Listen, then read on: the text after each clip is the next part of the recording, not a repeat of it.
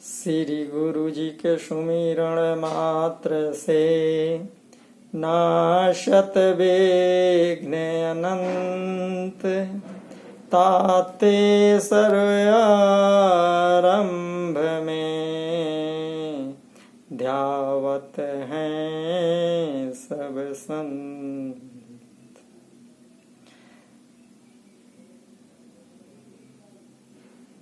बोलिए श्री सद्गुरुदेव की जय।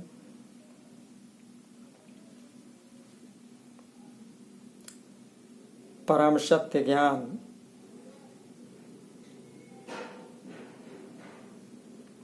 सर्वप्रथम आप सभी लोगों को सादर नमस्कार प्रणाम। परम सत्य ज्ञान के अंतर्गत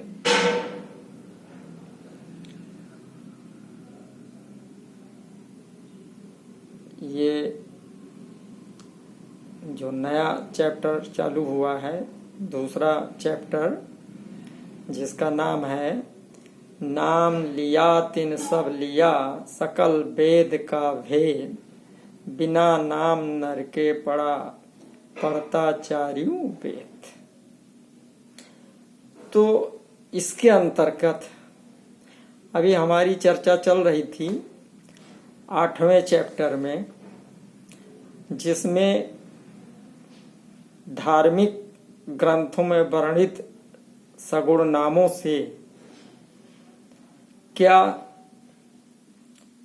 आत्म कल्याण हो सकता है, इसके ऊपर विचार चल रहा है। इसी विचार के संदर्भ में क्रम में श्री हरि जी की चर्चा चल रही थी। अब ये 9वां वीडियो है, तो इस 9वें वीडियो में जो पिछली 8वीं में छोड़ा था, तो यहाँ से प्रारंभ करेंगे वहीं से। तो 9वें चैप्टर में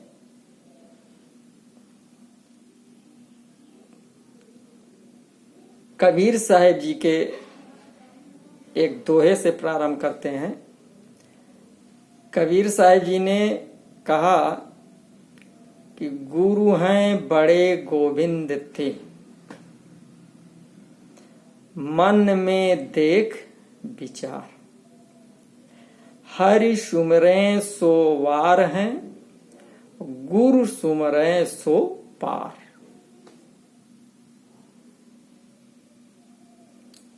तो चूंकि हमारे समस्त धर्म ग्रंथों में श्री हरि जी की विशेष गाथा गाई गई है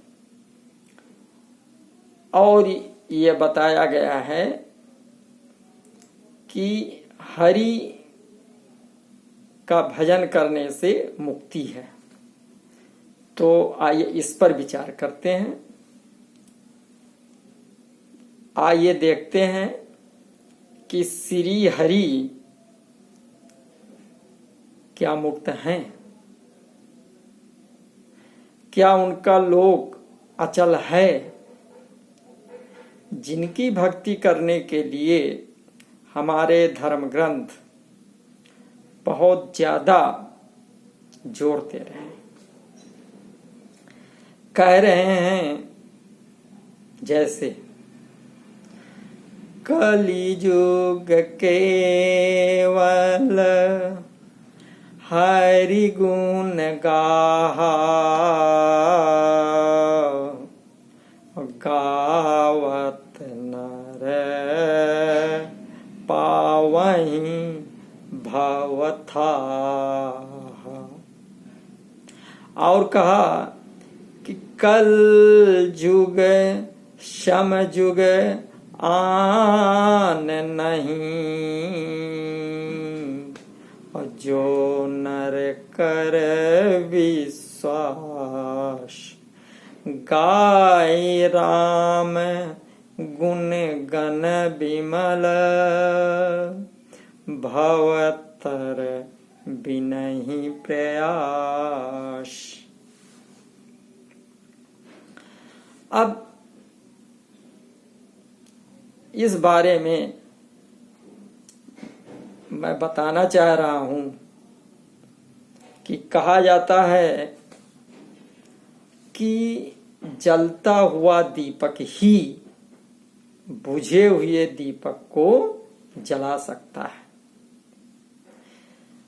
या बंधन से छुटकारा दिलाने की क्षमता उसी की होती है जो स्वयं निर्बंधा हो। तो आइए देखते हैं कि श्री हरि क्या निर्बंधा हैं और क्या उनका लोक अचल है।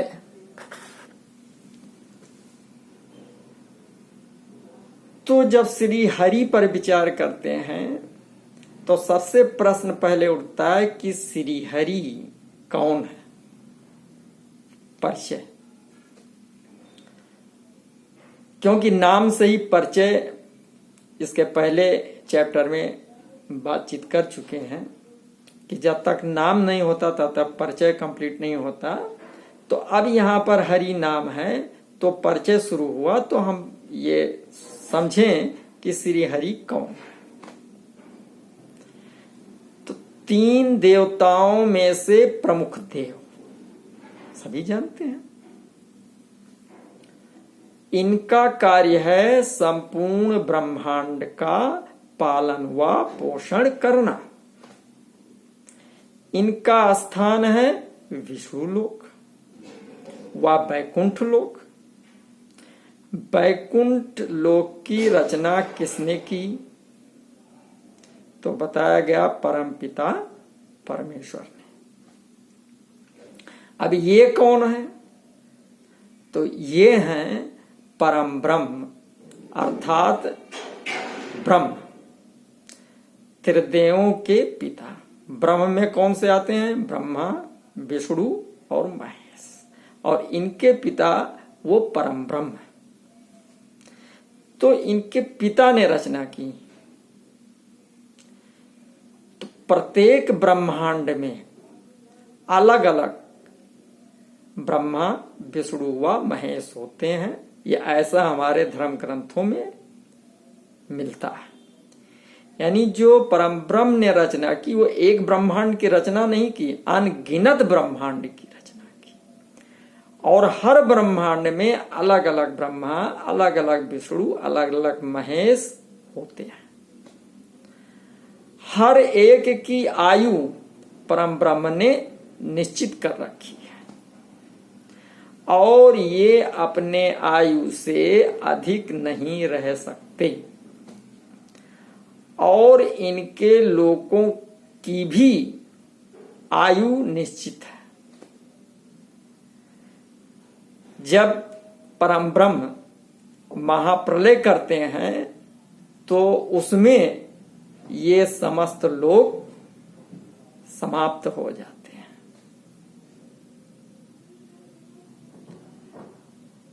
अब आइए हम देख लेते हैं कि इनकी आयु की जो गणना है वो कैसे की गई है। तो उस गणना पर आते हैं। तो सबसे पहले हम देखते हैं कि 8 पहर होने पर एक दिन होता है, जिसमें रात और दिन मिला के होता है 8 पहर। अब 365 दिन में एक वर्ष होता है, यह मानव वर्ष। और एक मानव वर्ष में एक दिन पितृ का होता है, और एक वर्ष जो पितृ का होता है वो एक दिन देवता का होता है, और 12 वर्ष देवता का जो होता है उसके बराबर होता है एक दिन मनु का। और मनु की आयु 14,000 वर्ष है।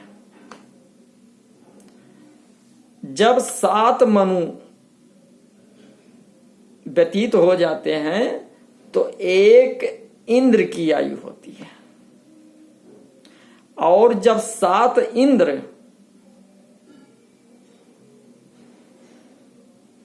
व्यतीत कर लेते हैं तब एक ब्रह्मा जी की आयु होती है। और जब 7 ब्रह्मा व्यतीत हो जाते हैं, बदल जाते हैं, तब एक विष्णु जी की आयु होती है। और जब 7 विष्णु बदल जाते हैं तब एक रुद्र की आयु होती है। और बताया गया है कि जब 16 रुद्र समाप्त हो जाते हैं तब लोमस ऋषि के शरीर में से एक रोम टूटता है। ये प्रमाण हमारे धार्मिक ग्रंथों में मिलता है। तो अब विचार करें कि जब विष्णु जी स्वयं अपने को व अपने लोक को स्थिर नहीं रख पा रहे हैं, नहीं बचा सकते, उनकी आयु है, और अपने आयु में विष्णु जी भी समाप्त हो जाते हैं और विष्णु लोक भी समाप्त हो जाता है। तो विचार करें कि तो ये मुक्ति कैसे प्रदान कर सकते हैं जो कि स्वयं मुक्त नहीं है, पराधीन है।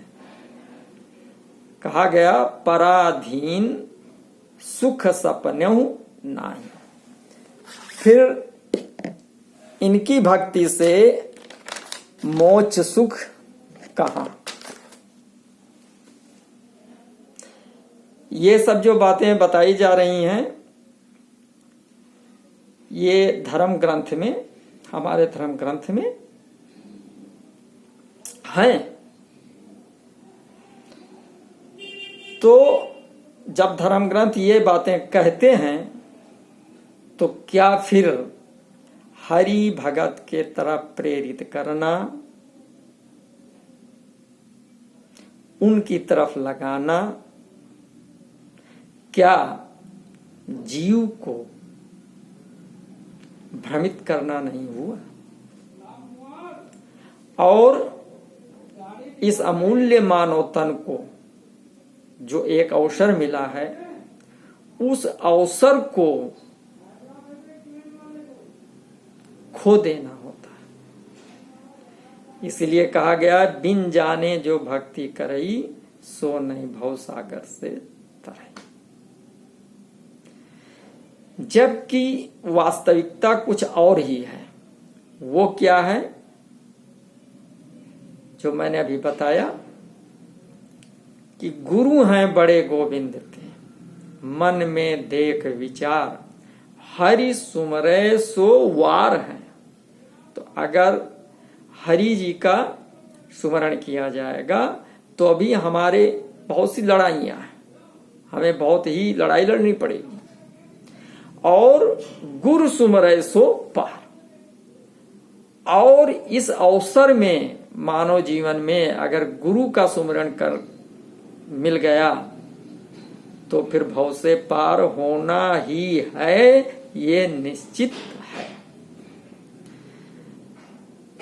हर सुमरने से बंधन को ही प्राप्त होंगे, क्योंकि हरि एक पद है, ये गुणवाचक नाम है। तो गुणवाचक नाम जपने से मुक्ति नहीं है, हरि स्वयं मुक्त नहीं है। तो ये परमपिता परमेश्वर परम ब्रह्म के अधीन है। ये परम ब्रह्म ही महाकाल हैं। हम सब परम ब्रह्म के भोजन हैं। तभी कहा कि झूठे सुख को सुख कहे,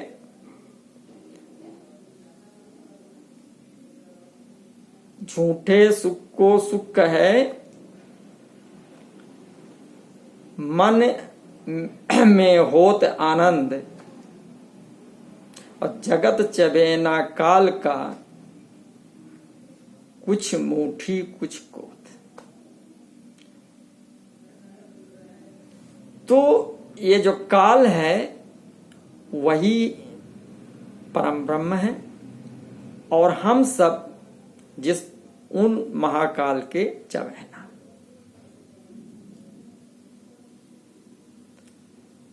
तो हम सब और हरि सहित सभी परम ब्रह्म के अधीन है, महाकाल के अधीन है।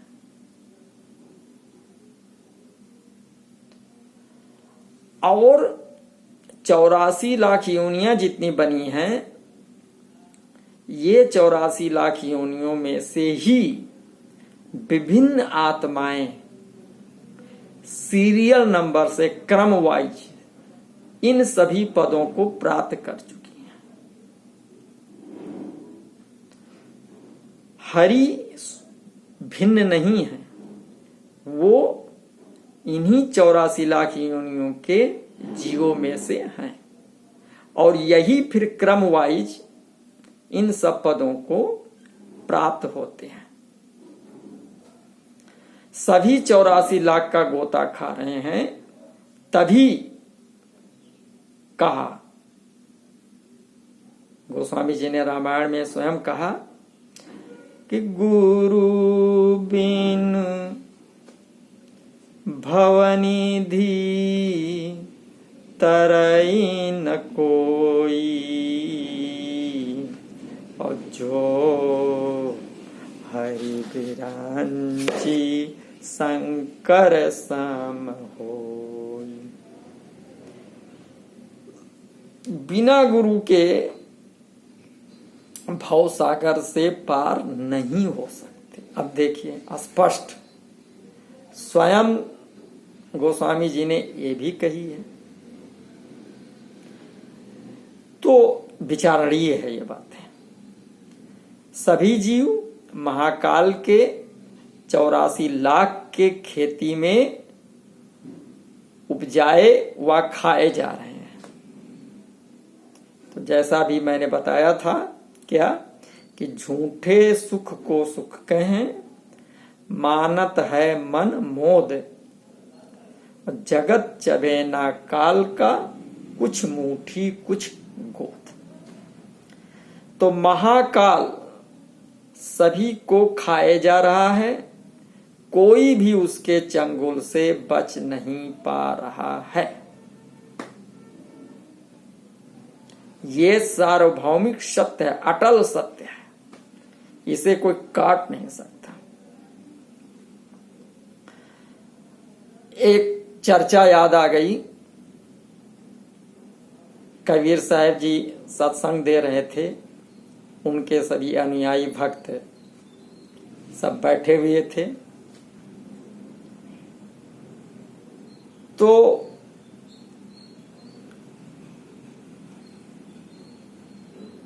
काफी लोग उसमें बड़े बड़े विद्वान भी थे। तो उस चर्चा में कबीर साहब जी विचार करने लगे, क्योंकि हर चीज विचारणीय होती है। कबीर साहब जी भी विचार करने लगे। तो चलती चाकी देखकर दिया कबीरा रोए, दो पाटन के बीच में साबुत बचा न कोई। तो उसी सभा में प्रमुख शिष्य कमाल भी थे। उन्होंने हाथ जोड़कर प्रार्थना किया कि आपका कथन सत्य है। हे गुरुदेव, आप जो कह रहे हैं वो बिल्कुल सत्य है, परंतु जीव के बचने का एक रास्ता है। साहिब ने कहा बताओ। तो बताया कि चलती चाकी देखकर हंसा कमाल ठट्ठाए, और जो कीली से लग रहे ताको काल न खाए। तो अब विचारणीय चीजें हैं कि वो कीली क्या है, इसे समझने की आवश्यकता है। अर्थात कीली को हम समझ नहीं पाए, तभी तो शिव जी ने भी कह दिया कि कहाँ उमा मैं अनुभव अपना, सत हरि भजन जगत सब सपना।